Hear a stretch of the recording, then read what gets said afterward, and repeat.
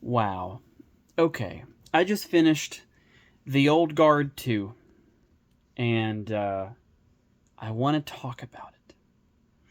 I haven't done a movie review in years. I'm not good at them. This is mainly to just get this off my chest and vent. I'm not trying to be Siskel and Ebert. I'm not trying to be anyone on YouTube. Totally got it, okay? I just got some opinions on these two movies. Number one, The Old Guard 2 sucks. It sucks. I'm going to explain why, but it sucks. The first one I loved, okay? I'm not... spoiler warning, okay? Spoiler warning. If you haven't watched The Old Guard 1 and The Old Guard 2, skip this video. I'm going to spoil shit. Everyone gone? Okay. I really enjoyed the first movie. I appreciated the idea of a Dungeons and Dragons sort of story, modernized, and immortality being a narrative plot device, which also helps in the vein of everyone loves the John Wick genre of just murdering mercenary, honorable assassin, hero, whatever. You know, doing their thing, fighting against evil, having a cause, moral compass, whatever, yada yada. I liked the mythology of it, how the psychology of human beings, if they are to live that long, what they can do, what they can achieve.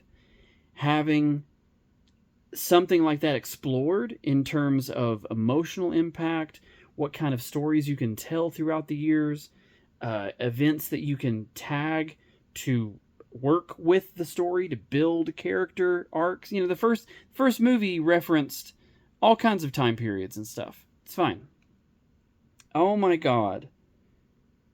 So, I'm going to jump around. Okay, this isn't going to be in chronological order. I'm not going to try and like dissect this. This isn't going to be an hour-long video. I fucking hope not. I don't have the memory for that. I'm not going to upload a fucking hour-long video. So I enjoyed how the first movie was a full movie, 3 acts, character arcs, and everything came full circle. I really don't have that many critiques of the first movie. I don't understand the music choices and how almost it's this color by numbers, pop, feel good, somewhat dance, anthem, kind of jukebox time capsule of this music shit. I don't like it, okay? It kind of throws me off. Now, I was okay with it in the first movie because it sort of kept, I don't want to use the word levity, but it sort of kept it light. Almost, it reminded me of A Knight's Tale, where the music was kind of modern, but the setting was old. So,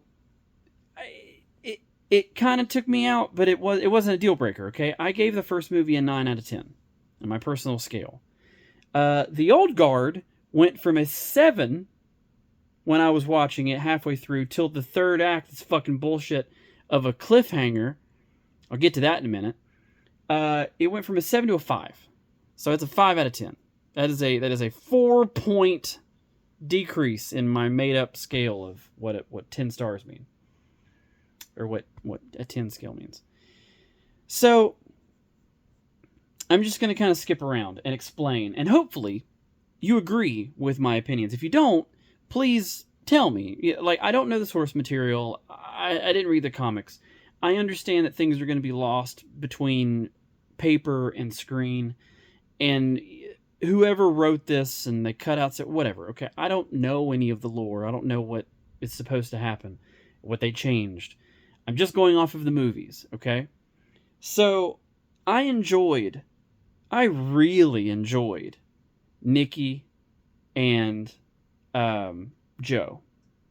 I loved that dynamic of basically a barbarian and a assassin or a hunter, a rogue, sort of sniper kind of thing, because the D&D archetype, right? Like, I loved that you had basically like the warrior, the tank, you had the cleric, you had the barbarian, and you had like this archer, hunter sort of person, okay? I loved the gay romance. Fucking sweet, you know? Um, I enjoyed the tension between the story dynamics of how old all these people were. I I was down for Quinn having this tortured storyline to lead up into what I knew the sequel had came out. I just never watched the first one or the second one. But I could gravitate to how heavy that could lean into what the story could go into, the dark thematic thing of being tortured and hidden away for 500 years, you know. Wild. So the first movie had everything arc. I enjoyed the editing. I knew that it was going to have that sort of Taken editing style for the fighting. That was fine. Some of the long, I grew up with Jet Li and Jackie Chan and Donnie Yen. I love martial arts movies that pull away. I hate North American martial arts movies. They've gotten better, but there's nothing like a wide lens, sort of lovely choreographed fight scene where you just feel like you're watching it.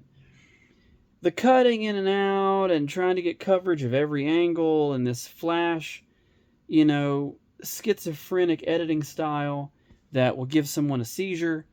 If they have epilepsy, it's just flash, flash, flash. It's annoying. I get the reason for some of that. If it's not meant for the filming to ease the process of continuity, I understand too it's an editing technique to fix where maybe something was missed in the fight choreography, skip and chop up some stuff. I get it, okay? That's fine. I will say the second movie sucks dog ass in comparison, because I feel like the choreography in the first movie was far superior. Clever, witty, creative, unique. And the second movie, while it did have quite a few little nice arrangements, it was chopped up all to fuck, and it was just so disorienting. I was not a fan of it. And the lead up, the setups and the payoffs in the second movie were bullshit. And I'll get to that in just a second. I'm trying to collect my thoughts, because I wish I was recording myself talking through the movie, because I was very colorful and very detailed talking to myself in my living room. So the setups and payoffs of the first movie were very small. They were succinct, and they kept the progression going. Basically, when you have immortality as a narrative plot point, a crucial detail within what happens to your main protagonist, you have a challenge of trying to build tension and release tension. So most of the time, 98% of action movies, you understand that if someone gets shot, they may die. If they get their throat slit, they're going to die. If they get their fingers cut off or their leg stabbed, whatever, blown up, a grenade in their pocket, they're screwed, for lack of a better term, okay? When you add in some supernatural thing, usually, we see vampirism, we see some sort of virus, we have werewolves, whatever. There's always rules and regulations in terms of lore and what you can do and what you can't do, and the thing where everyone should be on the same page. Immortality, though, just flat out, you can't die, but you still need to eat, maybe. They have to sleep. Confusing. they there's a few different things within the lore that just kind of don't make sense. But immortality, though, it's really hard to pinpoint when to do the exclamation marks. Inside the script, where do you have someone have a disadvantage to where the opposition, can get a leg up? Because you can't just have the hero win all the time. That would be boring. It's predictable, and you have a limitation on how far you can go with the story to keep focus. So I enjoyed in the first movie where basically it ramped up until, spoiler, Andromache became mortal. That was super cool. And it was also super cool ending the movie with her still being mortal. That was cool. It led into the next one. So, with the second movie, she is mortal, and there's this... The writing is fucking bullshit in the second one. I don't need everything explained to me. I don't like exposition dumps. I do like movies that are kind of tailored to where you have to... There's effort in following the plot points. It's not so easy to have things just laid out on a silver platter for you.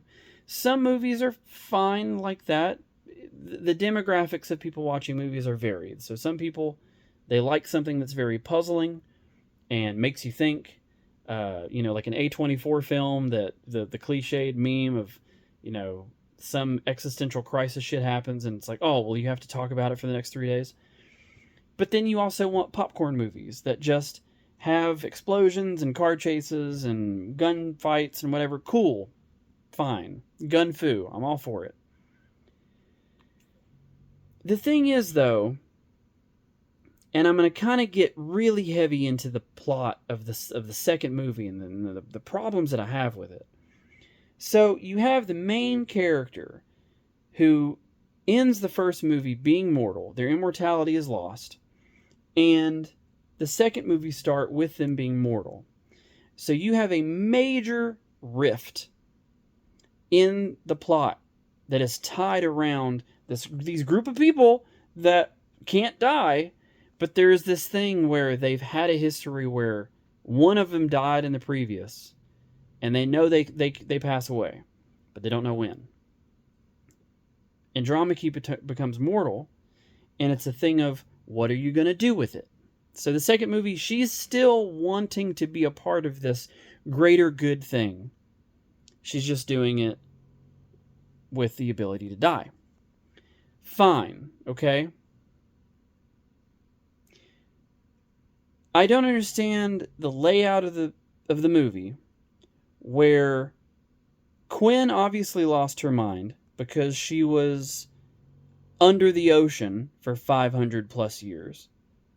Valid, okay? Queen, go off.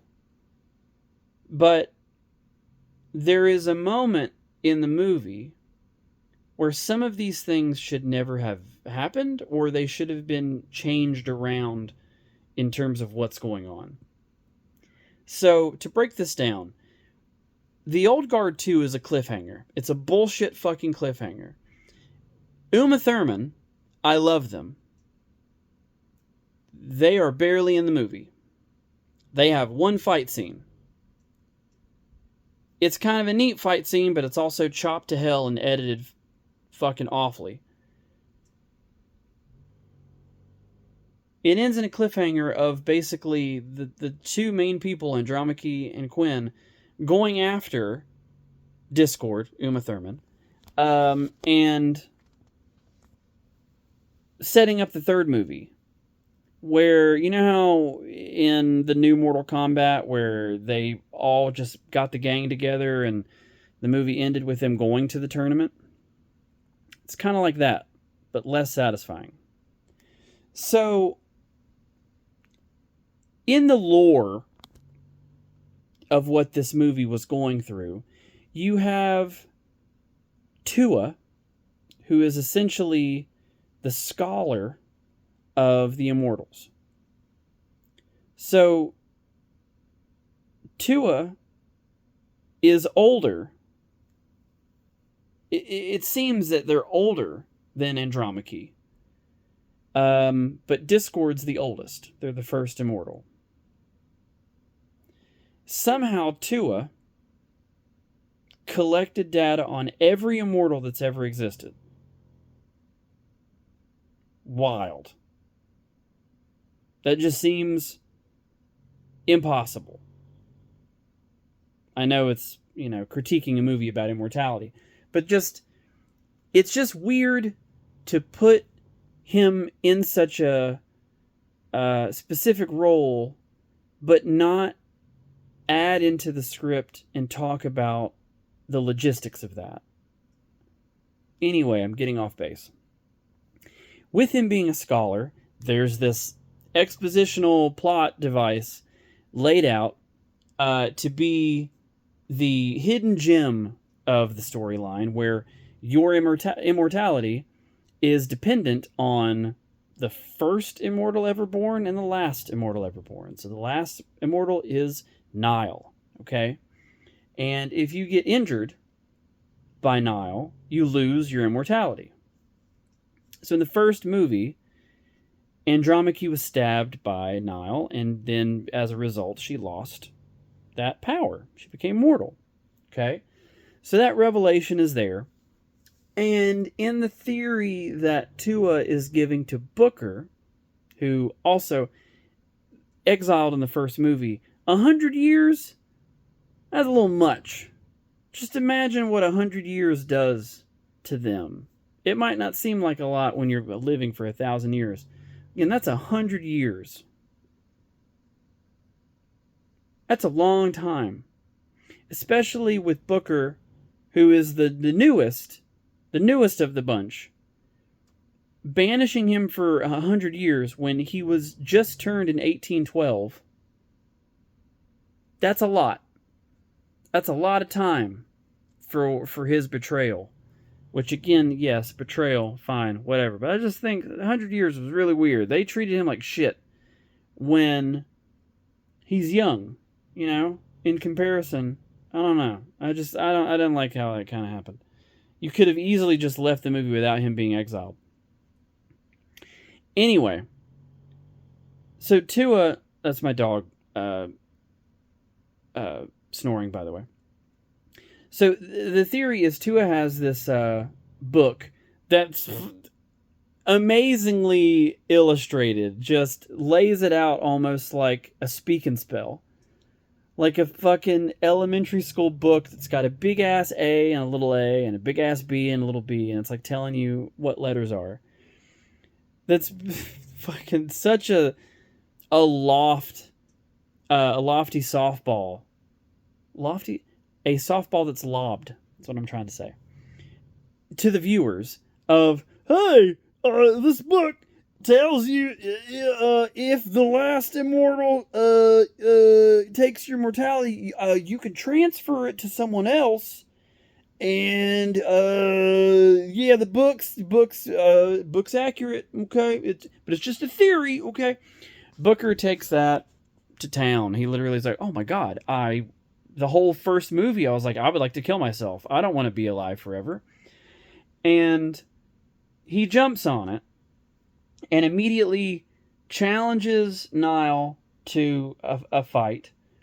Again, super rash decision. And he gets cut. I'm not going to go over it that much details. But he doesn't know if it's true. But he wants to give it to Andromache to allow her to have time with Quinn. Because they were estranged for 500 years. And, they're together. So, here's where I would change the movie. Okay? So I'm going to lay out a few things. Again, spoiling the movie. So if you've watched it, you're going to follow fine. If you haven't, you're going to be lost. Because I'm not really kind of going linear with the plot. Anyway. I was really, really hoping that once the action was done by Booker to get cut by Nile and to test the waters of if he had given his immortality back to Andromache, that I was going to watch some sort of play on Pirates of the Caribbean, whatever. Now, in relation to that, if you've never seen it, Captain Barbossa and the crew of the Black Pearl, they become immortal because they stole some cursed gold and whatever. Jack Sparrow, at the end of the movie, fights Barbossa, but Barbossa stabs Jack Sparrow. Oh my God, our hero's dead. The whole audience, all the kids, me included, the first time I watched it, I was like, oh my God. But it turns out Jack Sparrow stole a piece of gold from the batch, and in turn, he was cursed, and he was immortal. The special effects where he backed up into the light, and he turned into the skeleton, fucking sweet. That could have easily been done in the old guard. In the second one. So, the thing that really set me off, okay, so this entire second movie, I was okay with the slow pacing. I was getting annoyed with the bullshit waste of time, because it seemed like the first movie did not waste time. It was very calculated, it had its beats. There was a little bit of slow pacing because of the dialogue and having to get out the story, but it was pretty nice. I enjoyed it. The second movie, though, fucking bullshit. It was obvious that this had a different crew and a different set of attention to what the characters were doing. And the movie basically kept going into very predictable waters. So the issue I have with the Booker immortality thing is it was wasted. It was a waste. Whatever scenes they had, bullshit. So basically, Booker and Andromache are together attacking a bunch of henchmen, okay? They're stunt performers, they have armor and padding, they have helmets on. All they're doing is being cannon fodder. Multiple people to just get killed by. Looking at you, John Wick. So, they get split up, and well, they don't get split up yet. It's revealed that Andromache is healing. It doesn't explain how that fucking theory worked. The magic between whatever. No scene was done of Booker doing any sort of ritual or seance or transference of energy.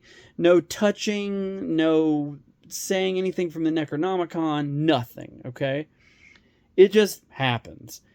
That's acceptable. I will accept science fiction. Cool.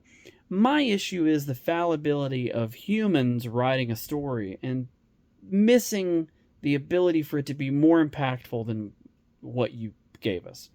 So, they reveal that Booker is mortal now, and Andromache is healing. They have a small heart-to-heart. They get separated. Booker is wanting to be the hero, and for no fucking reason at all, they're in the middle of this building. They have been in opposition of every sort of tactical strategy from the beginning of this movie and the first movie. It hasn't stopped them before. They're really old, very tactitious in their killing of people and military expertise. They've barely been on their back feet in a fight.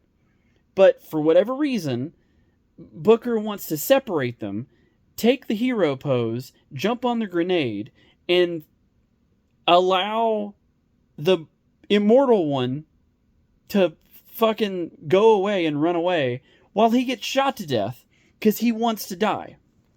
Right? He's done and tired. Whatever. Okay. His death is fucking bullshit. What a waste. While it was happening, while I was watching the movie, I literally thought, why could you not have that at a later point in time to where either Quinn, in her rage-filled, murderous intention to just want to kill Andromache or anyone else that stands in their way, why not use Booker in that fight scene to still think that he's immortal? Well, still think that he's mortal, and try and sacrifice himself, or have Andromache, who thinks she's mortal, get stabbed by Quinn in their fight, and it gets revealed, just like Jack Sparrow, oh, you're not mortal. Booker gave you, they could have some sort of conversation then on the ground in blood. If it's some very intentional thing where Quinn gives another mortal wound to Booker and they're on the ground, and Andromache's confused of why he's not healing, to then have to fight Quinn, have a conversation back and forth of emotionally, oh, I'm yours, why are you attacking me? Please stop. To be stabbed, to think they're going to die. They could have a very emotional scene, but then it's revealed she's not going to die. Booker gave her the power. You could have also added, you could have stabbed and twisted the knife even more. There's a scene where Quinn and Andromache fight in this alleyway next to a fruit truck on the cobblestone street. And there's a scene where they embrace each other at the end of this fight scene. And Andromache is shouting to stop.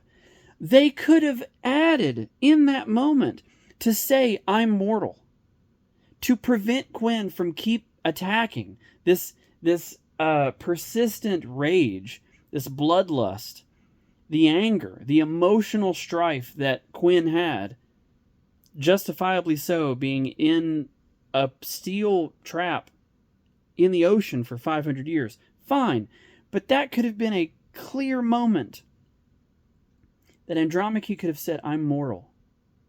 And that would deflate everything that Quinn had. That could remove the anger. That could remove the grief. It could switch the dynamic of the power struggle within their fighting, whatever this fucking narrative was. And it could turn the movie way earlier to keep the momentum, to prevent them from fighting. And then when this next scene comes in, where she's still confused, and she could have stabbed, and it would have just added more to it. Also, calling complete bullshit on something. Quinn and Andromache, before she was imprisoned, around witchcraft times, I can't remember what time it was, I'm sure that they had fought people. I'm sure that they had lived for a long time and fought people fine.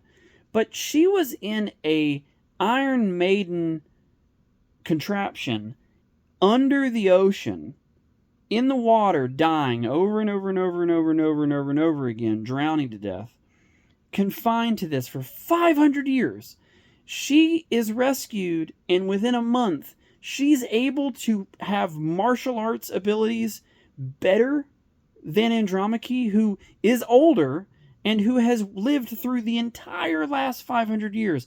Every battle, war, all the things from the paper clippings that Chedawile Elafor, sorry, I don't know how to pronounce his name, scattered on his fucking roadmap. It very laughable to me that they were able to hold their own in a fight immediately when Andromache just has so much more experience at this point. Like, just going through all of the proficiency of martial arts that have evolved over time, and just learning how to fight people in mass for centuries, having all of those muscle, whatever. Anyway, so then we have this bullshit with Nile, okay? So through the whole thing, until the end, she doesn't know that her power injuring an immortal can take their superpower away from them. She doesn't know that at all this entire time.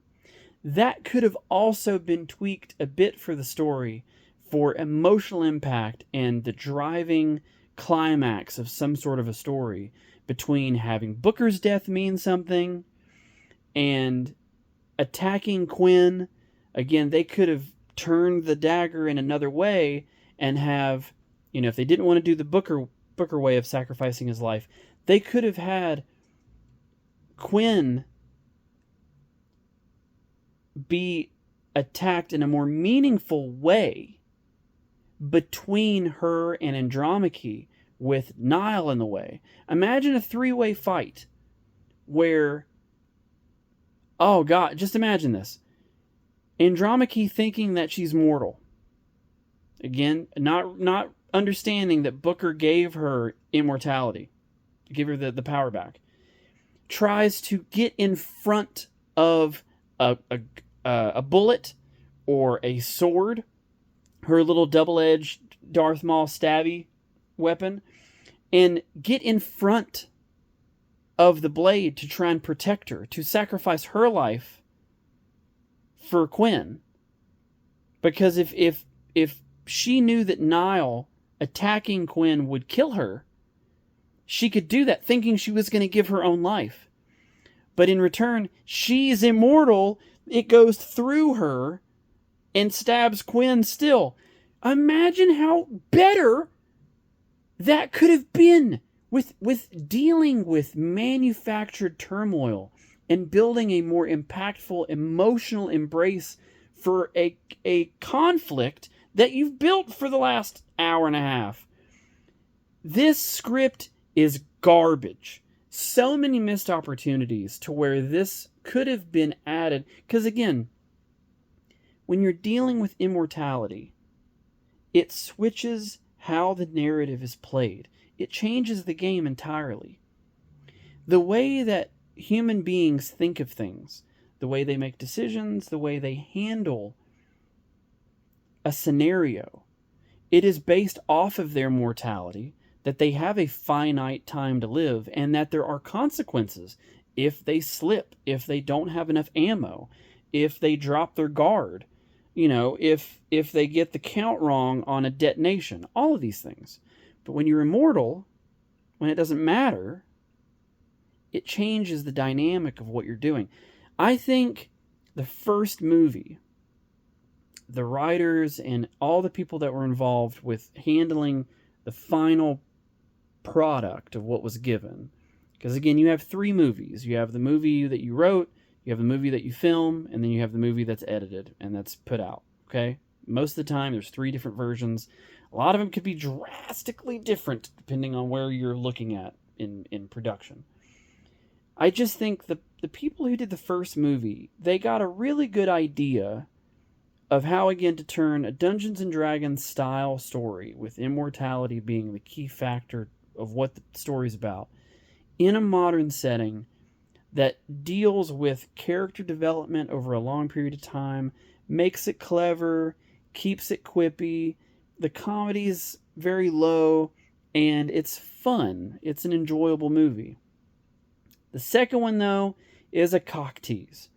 It's too much time wasted on trying to fix or retcon or explain all of this shit in detail. We don't need everything to be explained to us.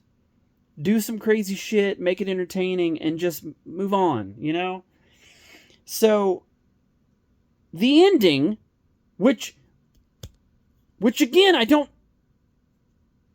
understand. Sorry, my nose is really itchy. Uma Thurman, I love you. You've been on a lot of people's crush lists for a long time. It's been a while since Kill Bill, okay? I understand the lack of martial arts scenes, especially due to a lot of your injuries in the past, and the complexity that can come with a fight scene where you may not have had enough prep time, maybe there wasn't enough choreography testing and stuff. I get that. But I also understand that you were barely in the movie. You were barely in the movie. And the last fight scene was so fucking stupid to me. So, kind of the plot is they have this nuclear reactor that they want to blow up because they hate human race. Got you, fam. I do the same thing. But they have Uma Thurman, Discord, in a helicopter where they could just leave. They could just leave. But for some reason, Andromache finds them, gets through all the henchmen, finally gets to the rooftop. She does a little attacky poo on the helicopter, and you would think at this point the helicopter would just keep going. Andromache can't fly. She's not going to be able to get to you immediately. She's literally just immortal. She doesn't have any other superpowers other than being immortal and a fucking badass who's lived for a long time and killed a lot of people.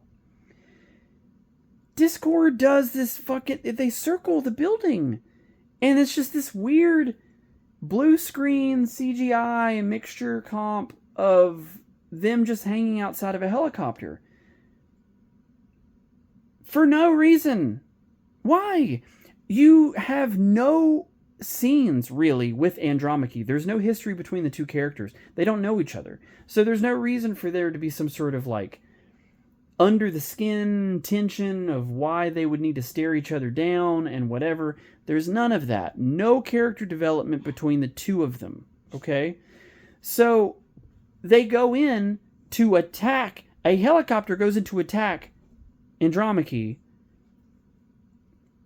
And she does this weird upside down Rey Skywalker bullshit acrobatics into the not cockpit, but the area that they sit in, and kick Uma Thurman out. They do a fight scene, whatever. It's literally Liam Neeson and Taken. 67 flash cuts, and you have, basically Uma Thurman kick the shit out of Andromache. Sorry, I keep flipping between the actors' names. This is almost a 40-minute video. I gotta hurry up. So, again, I think the story, the script that was written, was majorly lacking. So, I say that because the immortality being lost on Andromache is a major plot point for the audience. It seems to not give a shit for the rest of the people in the story because it's never brought up for the people who need to know it. Quinn, the love of her life, never knows that she's mortal until way after the point of it being important. Discord, who is the first immortal, doesn't know that Andromache is mortal. Even though at the beginning of the movie, Discord stole all these books that were related to Andromache's history, and that was never expanded on, of like what's in those books. But apparently she knows everything about Andromache, but not the other way around. So, cool and all, but they never have a conversation that's really impactful. They never have this meeting where it's kind of like Heat between Al Pacino and Robert De Niro. They don't have that diner scene to kind of build some sort of something. No chemistry.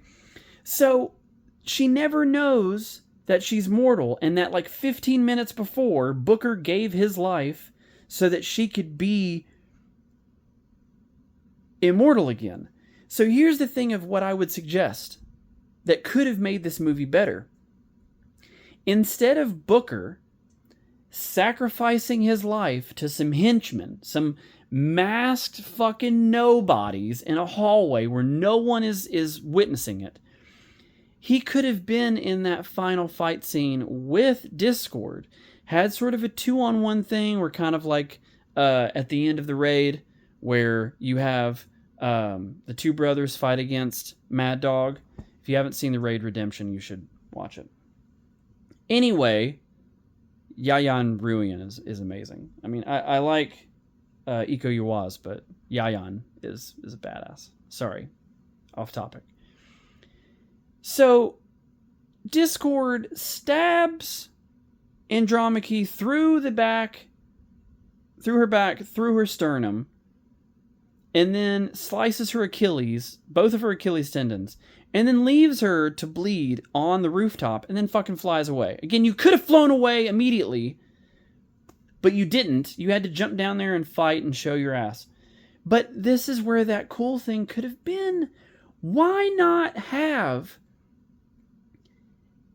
Discord know in some way in the beginning of the movie or the first 2 acts, learn that Andromache is mortal. Learn that limitation. Have that be where the bad guy knows that they have the upper hand, and this fight means something. It's not the other way around. It would be so much better if we learned that both, fuck. We learn that Discord is mortal.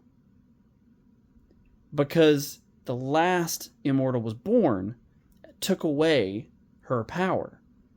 But we don't know that until later in that fight scene between Andromache and Discord.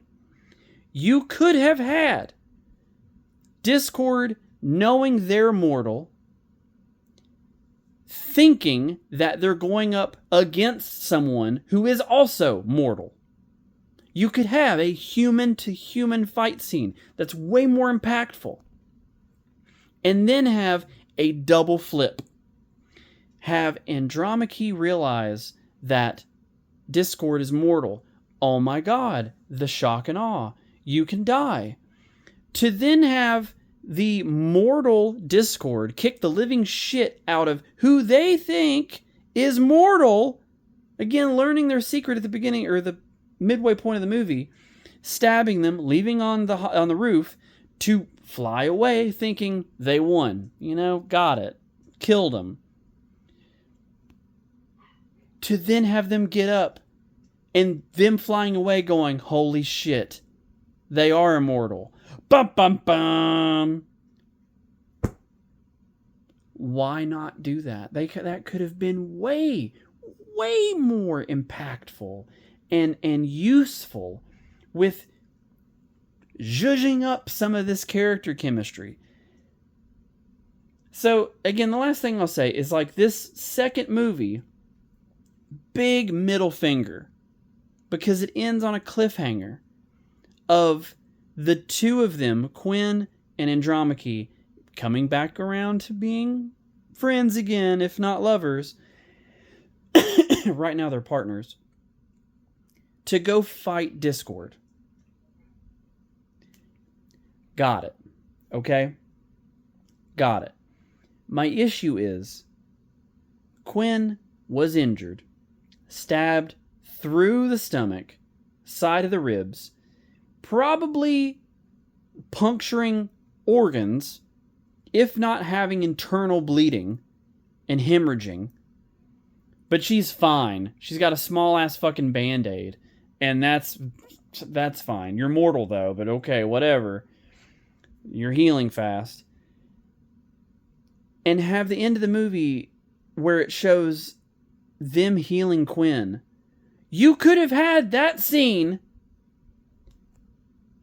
after they had the fight in the alleyway near that fruit truck.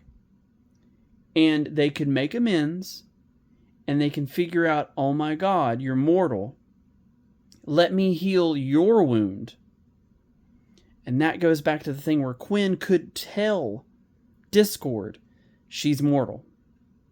Have this whole multiple avenue thing where Quinn reports back to Discord, and Discord goes, Andromache's mortal. I can kill her. It doesn't have to be Nile. I can do it. It's just so many wasted opportunities and a thrown together movie that really, really tarnishes the first movie. So this is where I'll end this before, it's a 45-minute video. If you enjoy action movies like John Wick, fast-paced, detail. Oh, that was one other thing. Okay, this is one other thing I wanted to comment on.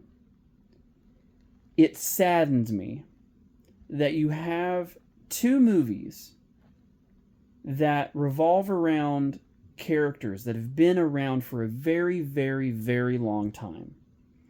You have archives of storytelling, campfire tales, memories, reminiscing certain events in their life. You don't take advantage of that. Now, you don't need a movie of a bunch of people talking about their old stories. That's fine. But what I'm leading into is you have a treasure trove of data because these characters have lived for so long. You're not limited to the bullshit of a 9-to-5 job, an abusive family, mom didn't love me enough, I went to college, I dropped out, my first job was a failure, I opened up a business, I went bankrupt, I'm homeless. All these things that a normal person goes, not normal, like I'm not saying everyone goes through that, but the type of movie that we normally see, again, with humans, you live within a 100-year period. It's very cylindrical. You're born, you're helpless. You get old, you're helpless. So it's like, it's hard to find a middle ground to make it interesting. The issue is, I want to say, is they were okay in the first movie with treating these people with the intellect of how they would react being that old, what they would do and how they strategize, how they react to things because they're so old. I think the second movie really does not take that into effect. I don't think that they constantly had a sticky note that said, hey, remember these people are hundreds, if not thousands of years old for everything they do. The thing that really annoys me, and the thing I wish that I could have in these movies, is more attention to their weaponry.